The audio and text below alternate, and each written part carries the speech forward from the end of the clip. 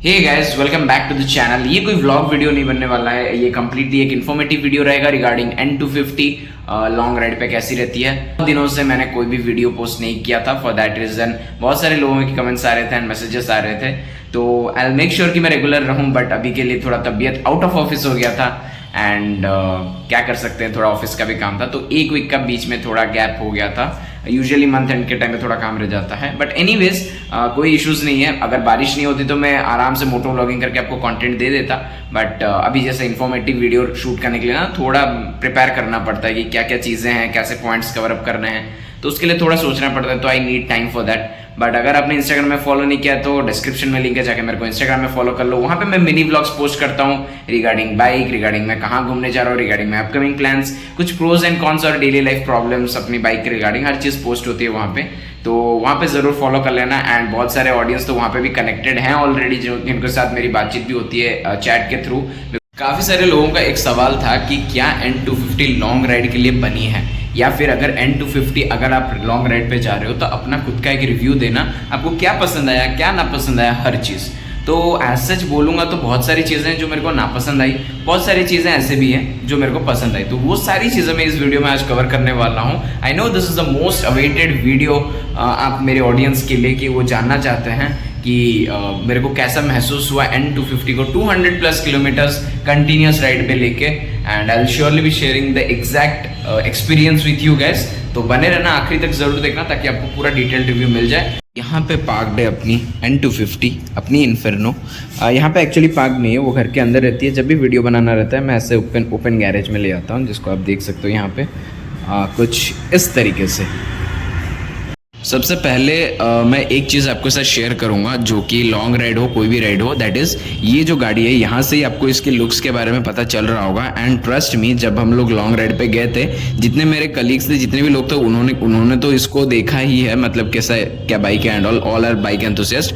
But जितने भी normal लोग, उनके बारे में मैं बताता हूँ, जो भी एक टाइम सिंगल टाइम ऐसे नोटिस करता है एंड ऑल ना, वो लोग घूम के देख रहे थे कि ये कौन सी गाड़ी है। वैसे हर गाड़ी को देख रहे थे, एक रीज़न है कि बहुत सारी गाड़ी ऐसे रैली निकलने की तरह पूरे ट्रेल पे हम लोग ऐसे लाइन करके निकल रहे थे, तो वो भी रीजन है। बट दूसरी बात, मैंने कई बार ऐसे सिटी में भी राइड किया है जहां पे लोगों ने मेरे को रोक के पूछा है कि भाई ऑन रोड प्राइस क्या है, कितने की आई, कैसी बाइक है, कौन सी कंपनी की है, क्या है। बहुत सारे लोगों को पता भी नहीं होता है, एंड बहुत सारे लोगों को पल्सर वाला जो ब्रांडिंग है ना, यहाँ से देख के बहुत सारे लोग ये सोचते हैं कि पल्सर की ये कौन सी बाइक है जिसकी ऐसी थोड़ी डिजाइन है। तो एक चीज तो मैं बोल पाऊंगा आप लोगों की, अगर आप गाड़ी रोड पे रोड पे लेके निकलोगे ये गाड़ी को, तो आपको फॉर श्योर अटेंशन मिलेगा। ये गाड़ी प्रॉपर अटेंशन सीकर है।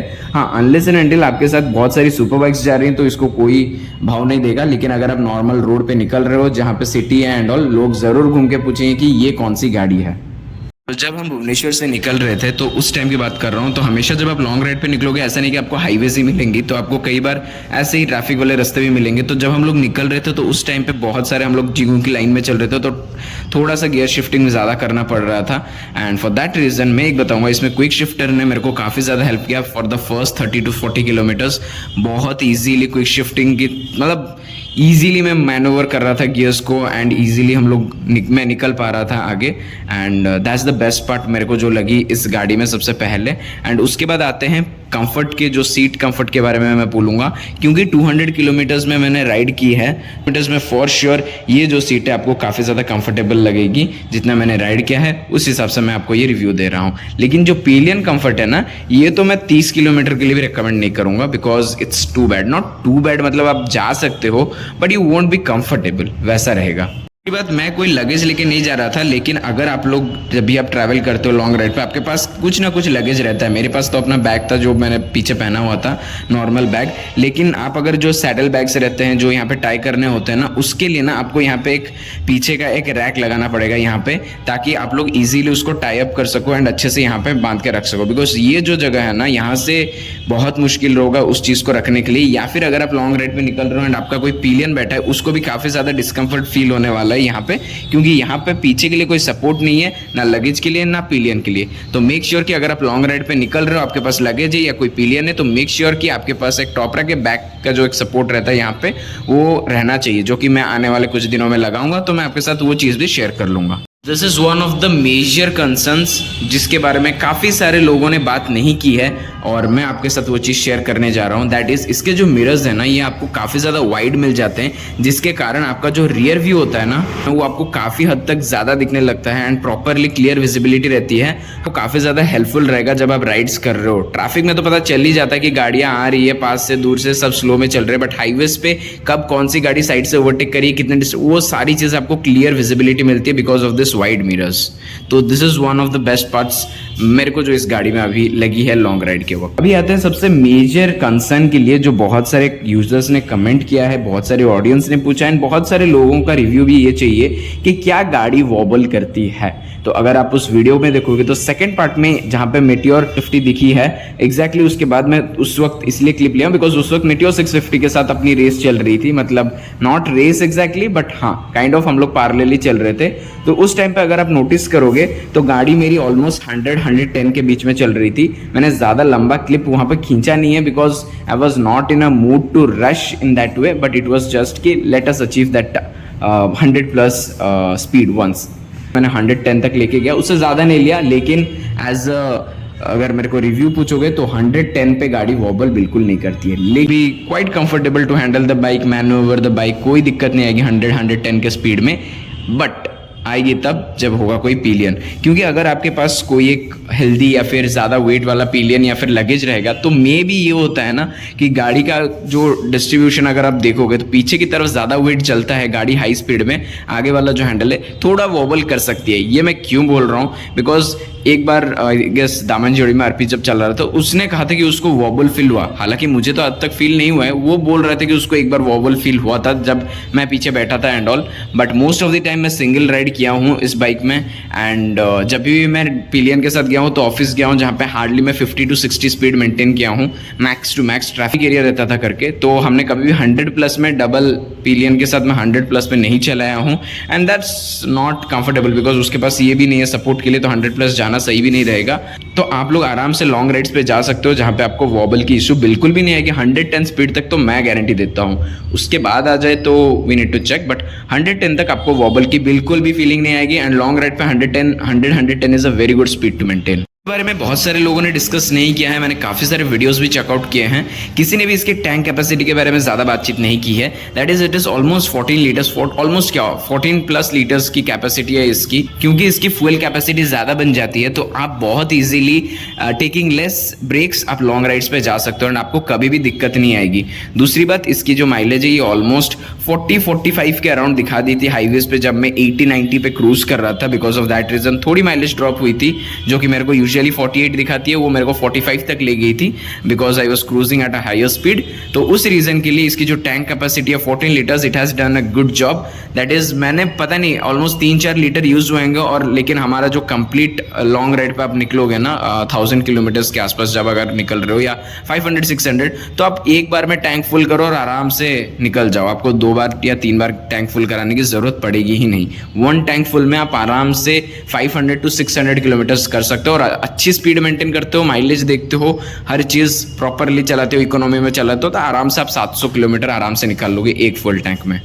इसकी जो सीटिंग पोस्चर है वो काफ़ी ज़्यादा बढ़िया है, तो आप कंप्लीटली अपराइट बैठते हो, ऐसे नहीं कि आपको इसके ऊपर ऐसे आके पूरा कंप्लीट लीन करना पड़ता है, लीन नहीं करते हो आप लोग, कंप्लीटली इस पे अपराइट होके बैठते हो तो आपका पोस्चर बहुत सही रहता है एंड आपको बिल्कुल भी बैक पेन नहीं होता है।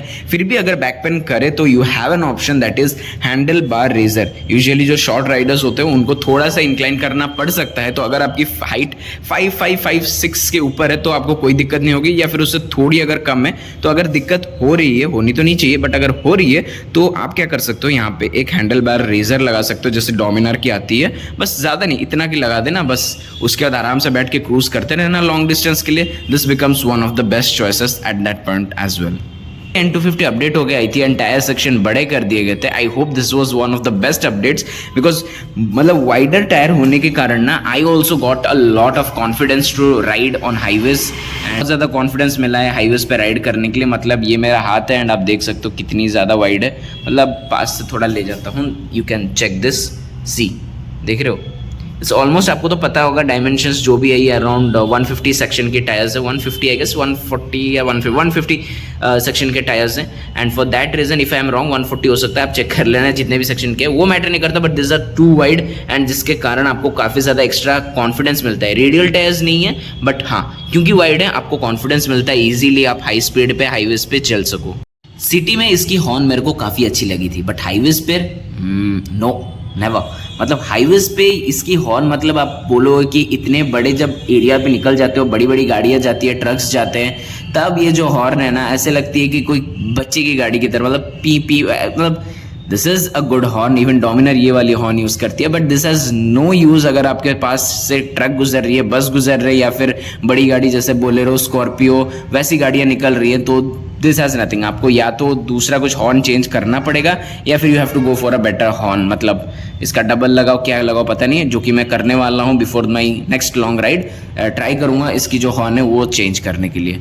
इस बार लॉन्ग राइड में बता रहा हूँ, मतलब ऑलमोस्ट अराउंड 400 to 500 किलोमीटर्स का जो लॉन्ग राइड रहेगा उसमें मैं पक्का चेंज करूँगा, जहाँ पे I do not have so many riders along with me to travel.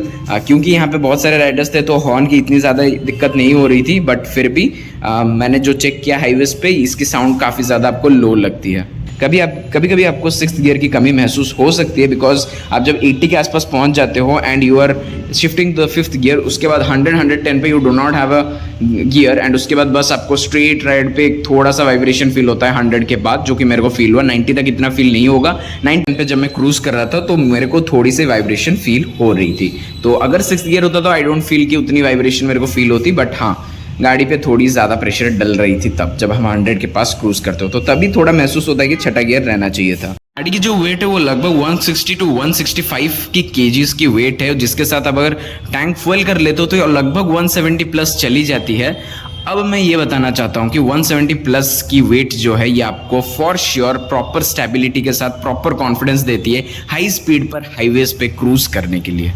एक और मेजर पॉइंट है that is dual channel ABS के कारण लॉन्ग राइड्स पे भी वो ज़्यादा इफेक्टिव रहते हैं। कभी कभार आपको सडन ब्रेकिंग भी करनी पड़ जाती है because of some idiots on roads, कुछ भी बोल सकते हो, बिकॉज आप हाईवेज पे निकल रहे हो, लॉन्ग राइड पे निकल रहे हो, आप बड़ी स्पीड ज़्यादा स्पीड मेंटेन कर रहे हो, that time brake comes into play. That वो अगर अच्छे रहें जैसे कि इसके हैं दोनों dual channel ABS and they are perfectly working. And perfectly working क्या बोलूँगा, द बेस्ट मैं अब तक का एक्सपीरियंस बता रहा हूँ, काफ़ी बढ़िया लगा ब्रेकिंग्स को लेके। तो that is also one of the major concerns और major points to cover up कि ये आपको काफ़ी ज़्यादा बेनिफिशियल रहने वाली है लॉन्ग राइड्स के वक्त।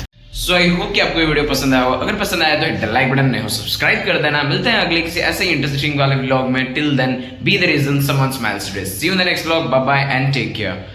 अभी बाहर बारिश ही हो रही है। एनीवेज बारिश होने से थोड़ा ठंडा लगता है तो अच्छा लगता है, बट मोटो व्लॉग नहीं कर पाता तो फिर बुरा लगता है। निकलते हैं, बाय।